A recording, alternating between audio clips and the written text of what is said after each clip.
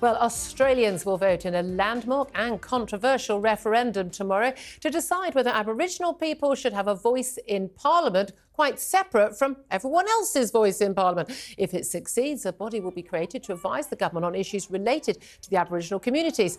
But it has bitterly divided the country and is likely to be defeated following a strong Vote No campaign in recent months, which has argued that it will lead to racial division in Australia.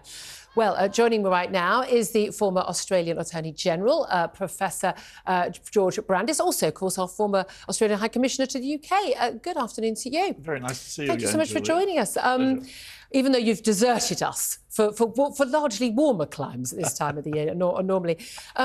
George, this referendum, there was a feeling quite early on that it might well be a win, a yes vote. Polls seem to have been changing as the campaign has sort of got to the heart of some of the issues.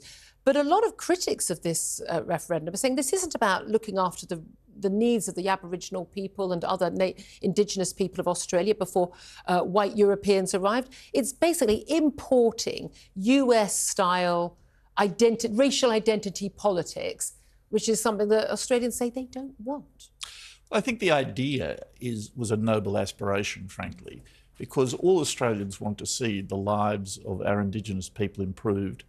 Their life expectancy is a lot lower than the average population on almost every social index. They're doing poorly, and the question is how to go about it. Now, a group of people came up with the idea of creating a new body and putting it into the Australian Constitution, which is a written constitution. Which was called the Voice to Parliament. And it sounded like an interesting idea, but the more people looked at it, the more I think they were persuaded that by creating a separate constitutional organ beside the Parliament and the executive government, which would represent only one small section of the population defined by race, it was actually quite a dangerous idea. And during the course of the referendum campaign, because our constitution can only be amended by referendum, support has collapsed. And when voting takes place in tomorrow, Australia, there is, I think, virtually no expectation now that it will succeed. And that must come as something of a relief. I mean, again, I can understand people having concerns, but are those concerns, are they actually divided along race lines, or is it actually, it's got communities living in very, remote rural areas who therefore have very little access to good schooling, good healthcare and the like? That's something that needs to be dealt with, quite apart from whether someone is from Aboriginal heritage or was transported on a prison ship from the UK. Yeah, I think fundamental to Australia, as to this country, is the principle of equality of citizenship. And I think that doesn't mean that where there is identifiable disadvantaged groups, one doesn't make special provision for them in social policy. But the argument of the No campaign, led in particular by the former Prime Minister Tony Abbott, to structurally entrench in the Australian Constitution a line of division defined by race, is a dangerous thing to do. And I think the Australian people have seen that. And even the terms within this, the proposal for the voice, very vague. People were having to vote on a constitutional change, which just didn't really say exactly what powers it would have, who would be the people, how would they be chosen, but also, again, as you say, setting up this racial divide. I don't know, would you get half a say if you were mixed race? I mean, these are extraordinary ideas when we look at them, but also the idea that because someone's ancestors many years ago, even centuries ago, came to Australia perhaps by boat from another country, that they should have a greater say now in the running of Australia than someone who, as we know, many people were taken to Australia from Britain against their will. And many other people have chosen to make their lives there freely, wonderful, usually when there's not a lockdown, democratic country. The idea that all these people should have different levels of rights, surely that was something that the Australian people would blanch at. Well, they do. And I mean, the point I want to make to you, Julie, is Australia is the great migrant nation of the modern world.